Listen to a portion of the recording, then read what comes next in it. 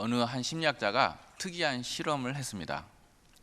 한 마을을 정해가지고 그 정해진 집들 앞에 매일 $100씩을 놓고 간 겁니다. 첫날 집 앞에 $100짜리를 놓고 가니까 사람들이 저 사람이 미친 게 아닌가 하고 의아해하면서도 슬그머니 그 돈을 가지고 가더라는 겁니다. 이튿날에도 또 $100씩 놓고 갔습니다. 3일째도 며칠 동안 하니까 그 마을에는 온통 이 $100를 놓고 가는 사나이 이야기로 떠들썩하게 됐습니다. 일주일이 지났습니다. 그러니까 어떤 사람은 벌써 집 앞에 나와가지고 문 앞에서 기다리고 있는 사람도 생겼습니다. 또 한 주, 셋째 주가 됐습니다. 이제는 의심을 하지 않고 그냥 가져가더라는 것입니다. 이제 넷째 주가 되니까 아예 자기 것인 양 당당하게 그 $100짜리를 거저 가져가더라는 것입니다. 이제 정해진 기한 한 달이 다 지나서 그 다음에 돈을 놓지 않고 그 학자가 그 마을을 지나갔습니다. 그러니까 사람들이 반응이 어땠을까요? 왜 오늘은 $100를 안 놓고 가냐고 사람들이 오히려 따지고 오히려 불평하더라는 것입니다. 참, 이 사람들이 얼마나 은혜를 모르는지 모릅니다. 이유 없이 거저 받았던 그 은혜에는 감사하지 못하고 나중에는 당연시하고 안 주면 오히려 원망, 불평하더라는 것입니다. 이 마을 사람들의 모습을 보면서 우리가 너무나 큰 하나님의 한량한 은혜를 매일같이 받고 사는데 얼마나 감사할지 모르는 우리 인간의 모습이 투영되고 보이지 않는가 싶습니다. 너무나 당연히 마시고 있는 이 공기, 산소, 매일 먹고 마시는 이 물, 그리고 노력 하나도 안 했는데도 오늘 이렇게 열심히 뛰어주는 심장, 허파, 내가 한 거 아무것도 없는데 거저 받는데 이거를 매일매일 너무 누리다 보니까 그런지 감사할 줄도 모르고 때로는 공기가 안 좋아지면 혹은 또 뭐 소화가 안 되면 또 내가 원하는 대로 되지 않으면 오히려 얼마나 우리가 참 세상을 한탄하고 불평하고 참 낙심하는지 자조하는지 모릅니다. 무엇이든지 진귀한 것을 찾고 누리기를 좋아하는 한 왕이 살았습니다. 그 임금님이 하루는 아주 맛있는 야채볶음 요리를 먹었습니다. 이때까지 먹어본 것 중에 제일 맛있었습니다. 그래서 내가 이 요리사를 불러가지고 칭찬하고 감사해야겠다 하고 불러드렸습니다. 그래서 그 요리사를 불러 칭찬했더니 그 요리사가 아이고 임금님, 칭찬은 감사하지만 제가 혼자서 얘기한 게 아닙니다. 저에게 이렇게 좋은 야채를 팔지 않았다면 그 채소 장수가 나에게 주지 않았으면 제가 이런 좋은 요리를 만들 수 없었을 것입니다. 또 그 말에 일리가 있어가지고 그 야채 채소 장수를 불렀습니다. 그래서 또 칭찬하니까 아이고 임금님, 이게 아닙니다. 저는 갖다 팔았을 뿐입니다. 이렇게 좋은 야채를 수고하고 키워낸 농부가 정말 칭찬을 들어야 될 사람입니다. 그래, 그 말도 일리가 있다. 농부를 불렀습니다. 또 칭찬하니까 농부가 아니 될 말씀입니다. 임금님, 저는 그저 약간의 수고를 했을 뿐입니다. 날마다 햇빛을 주시고 때에 맞춰 비를 주시고 그렇게 주신 분이 안 계셨더라면 저는 알곡 한 개도 거둘 수가 없었을 것입니다. 이 모든 감사는 마땅히 하늘에 계신 하나님께 드려져야 할 것입니다 라고 그랬답니다. 그렇습니다. 우리 인간에게 가장 필요한 것은 은혜를 알고 깨닫는 것입니다. 모든 것이 하나님의 은혜이고 넘치고도 넘치게 받고 있거늘 그 은혜를 받고 있으면서도 모르는 것, 이것이 인간의 가장 큰 비극인 것입니다. 바라기는 이 시간 우리 주님의 영이, 계시의 영이 임하셔서 우리의 마음과 우리의 영혼을 밝히 여셔서 눈을 보게 하셔서 내가 어떠한 하나님의 은혜 안에 거하고 받고 누리고 있는지 오늘 말씀대로, 본문대로 하늘의 신령한 복으로 우리 아버지께서 우리에게 넘치도록 주신 그 깊이와 그 충만함과 풍성함을 누리는 복된 시간 되시기를 간절히 축원합니다. 하나님의 은혜는 너무나 커서 그 어떤 인간도 사실을 참 표현하기가 너무나 작습니다. 요한복음의 표현을 빌리면은 이 세상 전체를 할지라도 그 사랑을 기록한 책을 두기에 부족한 그런 것입니다. 그러면 이 무궁무진한 무한한 하나님의 은혜가 너무 크다고 해서 표현도 안 하고 감사도 안 하는 게 옳습니까? 그렇지 않죠. 오늘 말씀에 분명히 그의 영광과 은혜를 찬송하게 하려는 것이라 그랬습니다. 하나님의 뜻은 우리의 작은 입술이지만, 우리의 작은 표현이지만, 우리의 삶으로 우리 하나님의 그 영광과 은혜를 찬송하게 하려는 것이, 더 드러내고 증거하고 나타내고 올려드리는 것이 하나님의 뜻인 줄로 믿습니다. 그러면 하나님의 은혜를 어떻게 하면 조금이라도 더 깨닫고 나아갈 수 있을까요? 너무나 많은 다양한 방법이 있겠지만, 저는 기도하다가 예수님께서 우리에게 하나님을 아빠, 아버지로 가르쳐 주셨죠. 그래서 예수님도 아바, 아버지, 아바가 아빠라는 겁니까? 이렇게 친근하게 우리에게 하나님 아버지를 가르쳐 주셨습니다. 그래서 이 어버이의 이 아버지 또는 어머니, 어버이의 은혜처럼, 이 사랑처럼 하나님 아버지의 사랑 은혜를 잘 투영해주고 잘 나타내는 것도 아마 없지 않을까 싶습니다. 우리에게 따뜻한 하게 해주는 그 이야기들을 몇 개를 나누길 원합니다. 어떤 죄 수유 이렇게 수감자분의 참회의 글에서 나온 글인데 참 은혜가 되어서 나누겠습니다. 제목은 어머니의 눈물이라고 하는 글의 일부입니다. 작년 겨울 첫 면회를 오신 어머니께서는 창 너머로 고개 숙이신 채 땅만 내려다보고 있는 이 불효자식에게 한마디의 말씀도 없으셨습니다. 상당히 침묵이 흐른 후 어머니께서는 춥지, 이 한마디를 떨리는 목소리로 물어보셨습니다. 이 한마디를 하시고 억지로 눈물을 참으시느라고 어머니의 눈가는 붉어지시더니 한 줄기의 눈물이 흘러내렸습니다. 그것은 그냥 눈물이 아닌 피눈물이었습니다. 춥지, 겨우 그 한마디를 하시고는 접견 시간을 다 보내시고 어머니는 성경책 한 권을 남기시고 떠나가셨습니다. 이후에 다시 면회가 없으신 어머니에 대해서 불평이 생길 무렵 형이 면회를 왔습니다. 형에게 어머니에 대한 불평을 하자 형은 버럭 소리를 지르면서 야 이놈아, 아직도 정신을 못 차리니 너 어머니가 어떻게 되셨는지 알아? 하고 소리를 질렀습니다. 불길한 느낌이 들어 형에게 다그쳐 묻자 형은 어머니에게 며칠 동안 계속 전화를 했지만 안 받으셔서 찾아가 보니 어머니는 이 엄동설안에 추위에 자식의 죄가 내 죄 때문이라고 방에 불도 끊으시고 나도 감옥 생활을 해야 한다 하시면서 자식의 죄와 어미의 죄를 용서해달라고 기도하시다가 몸져 누우셨다는 것입니다. 이 이야기를 듣는 순간 나는 어머니의 은혜에 녹아졌습니다. 금수문도 못한 내 두 눈에 처음으로 뜨거운 눈물이 솟구쳐 올랐습니다. 그리고 그날부터 어머니가 남기고 가신 성경책을 읽기 시작했고 어머니의 눈물이 내 죄에 대한 하나님의 눈물이요 하나님의 사랑인 것을 깨닫게 되었습니다. 그렇습니다. 은혜는 너무나 아름답고 숭고하고 고귀합니다. 다함이 없고 시간이 흘러도 변치 않고 영원 불변합니다. 세상에 좋은 것들은 아무리 좋아도 어느 정도 시간이 가면 식상해지고 질립니다. 그러나 참된 은혜는 새기면 새길수록 더 사무치고 더 사무치는 것입니다. 참 인간의 이 표현력이 참 저에게 이 문학적인 소질이 참 커가지고 참 문학적으로 표현을 했으면 좋겠는데 이 설교자의 안타까움을 이런 데서 많이 느낍니다. 이번에는 역사 속에서 한 가지를 또 이렇게 은혜를 나누기 원합니다. 고구려 때에 박정승이 있었습니다. 당시 고구려에는 이제 나라 법으로 고려장이라는 것이 있었습니다. 아시다시피 식량이 부족하고 하니까 나이가 많이 드신 노모를 산에 깊숙한 곳에 이제 참 생매장하고 버리고 오는 것이죠.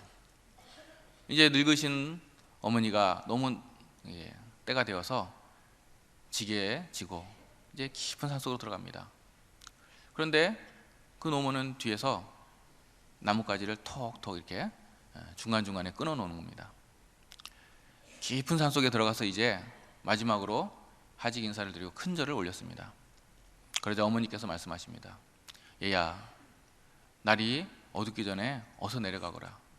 내가 너 길 잃지 않기 위해서 중간중간에 가지를 부러떠 놓았으니까 조심해서 안전하게 잘 돌아가기 바란다.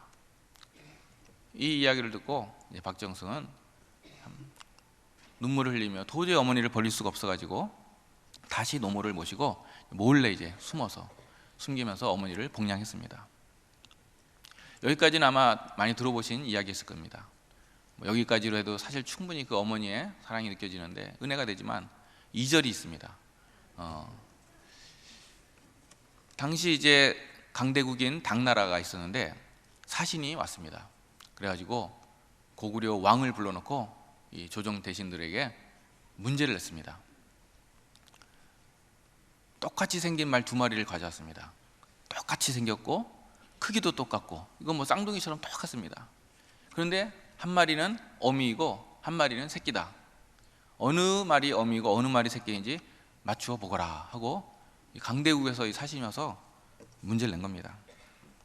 조정은 난리가 났고 매일 아침마다 회의를 거듭하고 매일 아침마다 연석회의를 했지만 도저히 확실한 답을 찾을 수가 없어가지고 고민했습니다. 박정승도 날마다 이 문제를 가지고 고민하는데 늙으신 노모가 옆에서 보더니 얘야 왜 그러니 하고 이렇습니다 라고 말씀드리니까 그게 뭐 이렇게 어렵냐, 나처럼 나이 먹은 늙은이들은 누구나 다 아는 쉬운 문제다. 예? 그 말들을 하루만 굶겨라. 그리고 나서 다음날 여물을 갖다 줘 보아라. 먼저 먹는 말이 새끼다. 새끼를 배불리 먹인 다음에 먹는 말이 어미다. 그런 겁니다.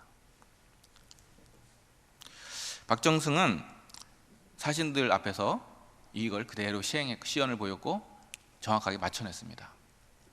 그러자 이 강대국으로서 이 약소국인 고구려를 조롱하려고 왔던 이 중국 사신은 오히려 이 고구려의 지혜에 탐복하고 돌아갔다는 이야기입니다.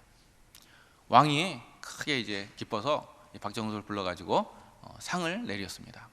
무엇이든지 말해보거라. 나라에 큰 공을 세웠으니 무엇이든지 다 들어주겠다. 그러자 박정승은 다 말씀을 드렸습니다. 이러이러해서 사실은 우리 어머니가 늙으신 노모가 지혜로 맞출 수 있도록 해주셨습니다. 그리고 이 고려장을 철폐할 것을 진언을 올렸습니다. 그때부터 고려장이 없어졌다는 것입니다. 내게 부모님이라는 이 어버이 은혜를 주신 하나님의 은혜가 얼마나 크신지요.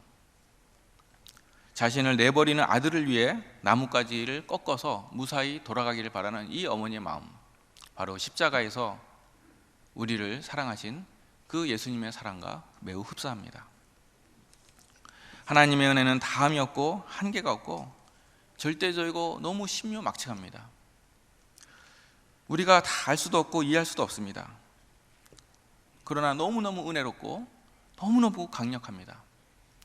이 은혜는 모든 것을 또 은혜로 변화시키고 바꾸는 능력까지도 그 속에 있습니다. 온 천지 만물이 우리 하나님께서는 은혜로 창조하신 것입니다. 일본의 세계적인 부호이자 사업가인 옛날에 아마 들어보셨을 겁니다. 이 내셔널 하는 그런 기업이 있었습니다. 회사만 530여 개, 직원만 13만 명이 넘는 아주 세계적인 대기업으로 발전했습니다. 이 창업자인 마스시다 고노스케의 이야기입니다.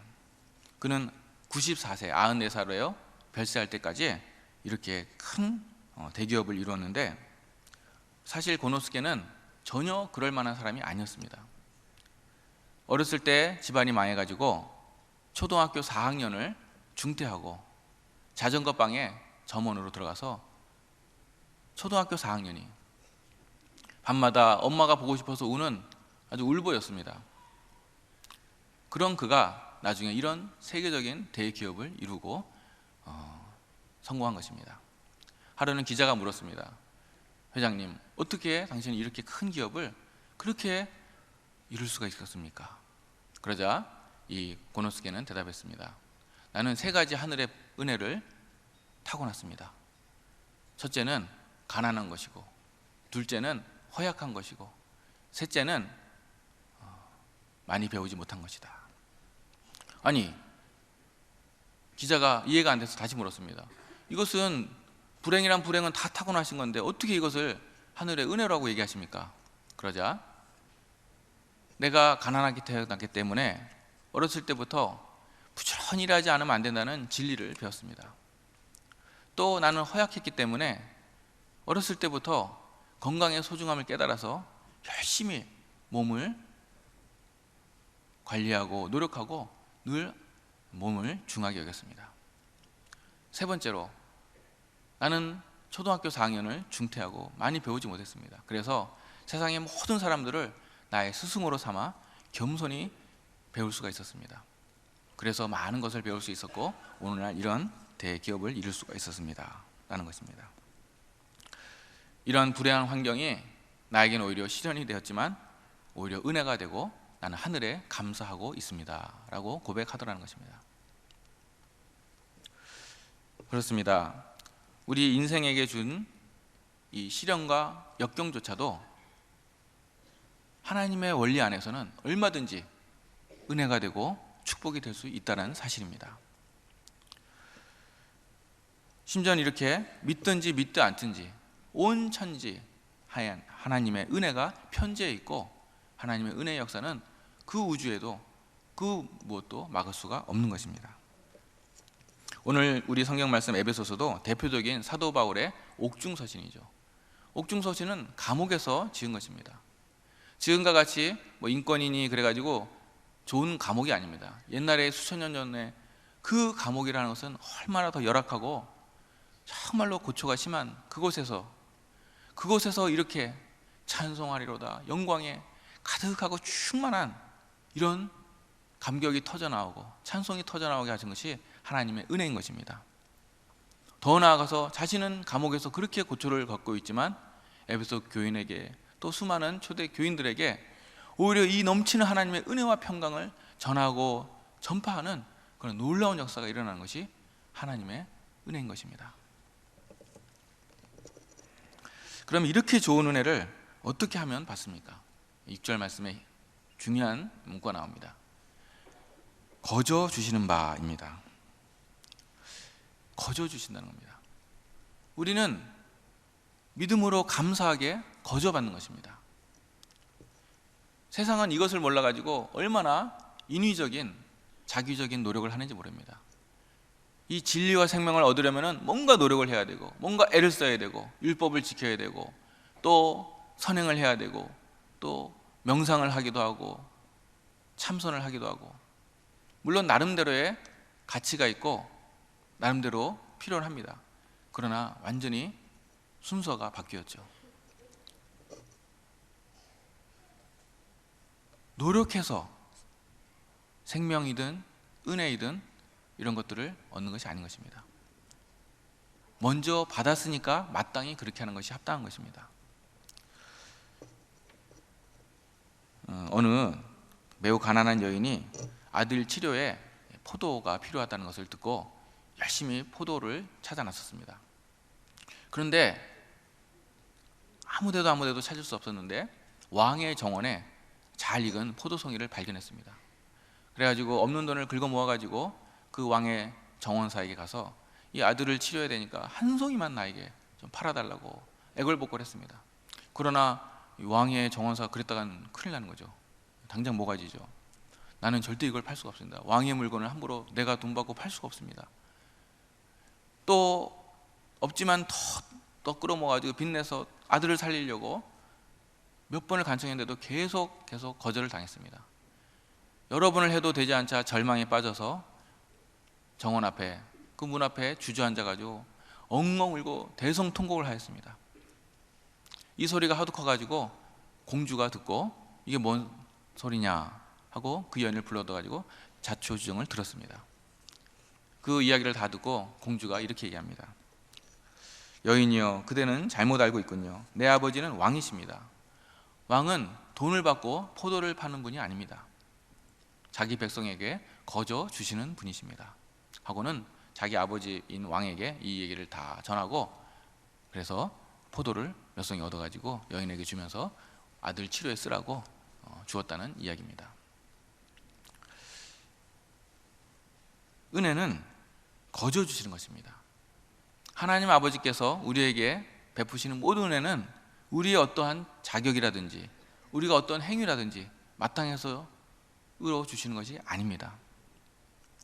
온전히 거저 베푸시는 것입니다.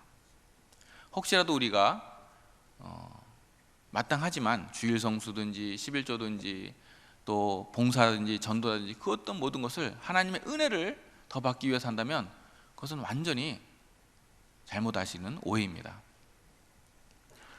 하나님은 그런 차원의 하나님이 아니십니다. 어떤 그 어머니가 아침에 식사 준비를 하다가 식탁 위에 메모를 발견했습니다. 그 메모에는 어린 꼬마 아들이 적어놓은 편지였습니다. 그 메모에 이렇게 적혀 있습니다.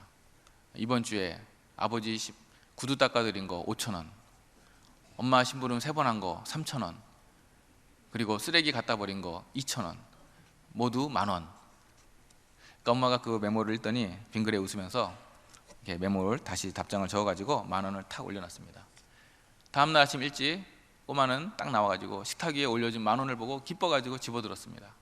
그리고는 그 엄마가 적어놓은 메모를 또 읽었습니다. 이렇게 적혀 있습니다.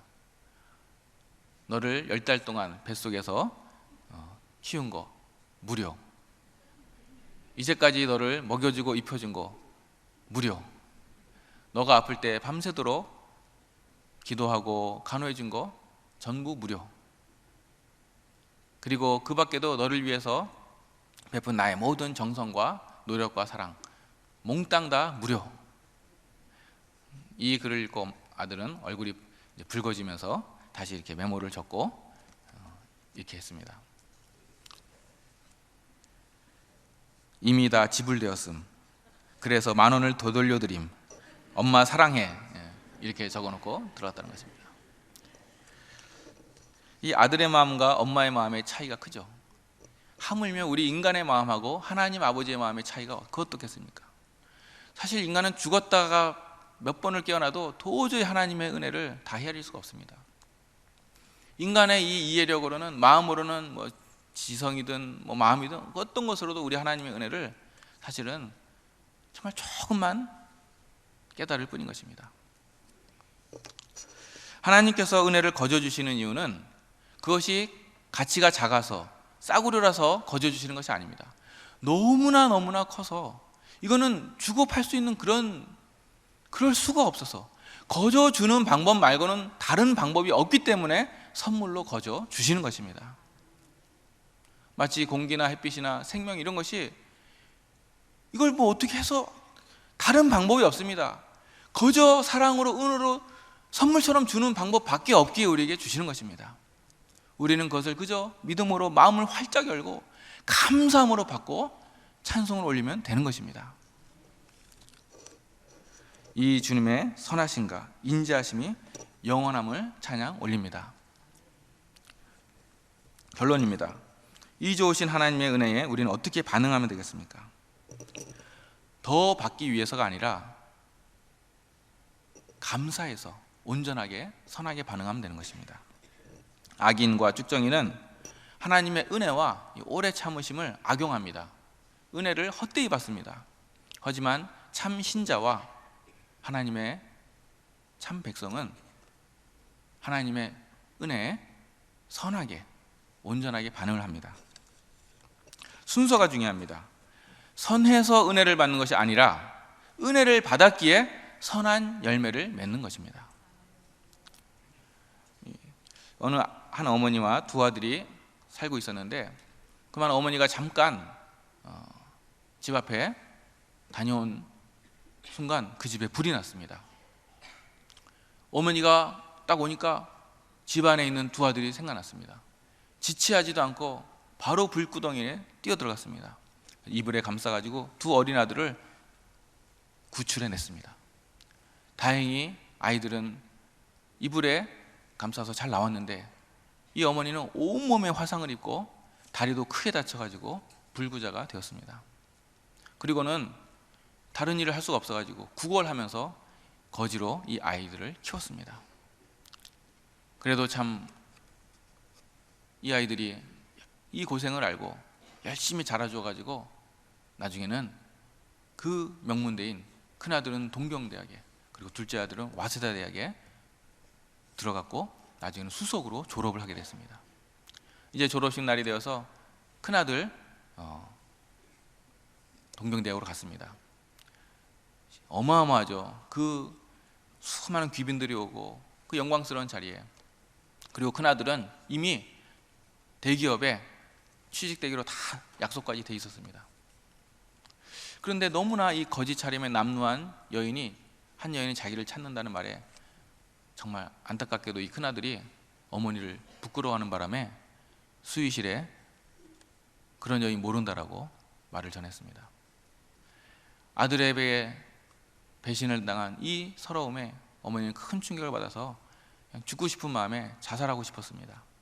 그래도 둘째 아들 얼굴이라도 보고 죽어야지 하고 이제 둘째 아들 그 와세다 대학의 졸업식에 갔습니다. 멀찌감치 해서 아들을 한번 몰래 보고 이제 뒤돌아서는데 둘째 아들이 그 어머니를 발견했습니다. 뒤쫓아 나와가지고 어머니 하고 소리 지르면서 허둥지둥 도망가는 그 어머니에 붙잡고, 나 그런 사람 아니다라고 얘기해도 아니라고, 어머니 왜 그러시냐고 강제로 끌어가지고 그 단상에 귀분들이 앉는 정가운데 딱 앉혔습니다. 사람들은 수근수근합니다. 이 거지 여인이 왜 여기 앉아 있는지. 그리고 어머니도 몸둘 바를 몰라 합니다.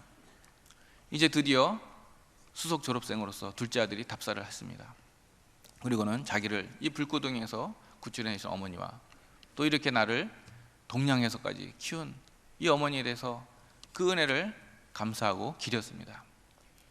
이 이야기를 듣고 온 회중들은 눈물바다가 되었습니다. 이 이야기가 이제 신문과 이제 방송으로 널리 퍼지게 되어가지고 이 둘째 아들은 아주 대기업 굴지에 사위가 돼가지고 그냥 장가를 갔습니다. 근데 또 큰아들의 이야기도 퍼져가지고 큰아들은 이미 들어가기로 했던 그 입사까지 취소되었다는 얘기입니다. 참 이 두 아들의 이야기가 다르죠. 너무나 같은 은혜를 받았지만 다른 열매를 맺었습니다. 우리 인간도 세상도 마찬가지입니다. 천지의 모든 것을 은혜로 받고 십자가의 그 예수님의 사랑까지 받았는데 인간은 사실은 딱 두 분류입니다. 은혜를 제대로 받는 부류와 은혜를 헛되이 받는 부류. 딱 두 가지만 나중에 하나님 앞에서 나눠집니다. 여러분은 어떠한 부류가 되시기를 원하십니까? 바라기는 저와 여기 모든 우리 모두 한 분도 빠짐없이 은혜를 제대로 받아서 하나님의 선한 열매들이 다 되시기를 주님의 이름으로 간절히 축복하고 축원합니다. 기도하겠습니다.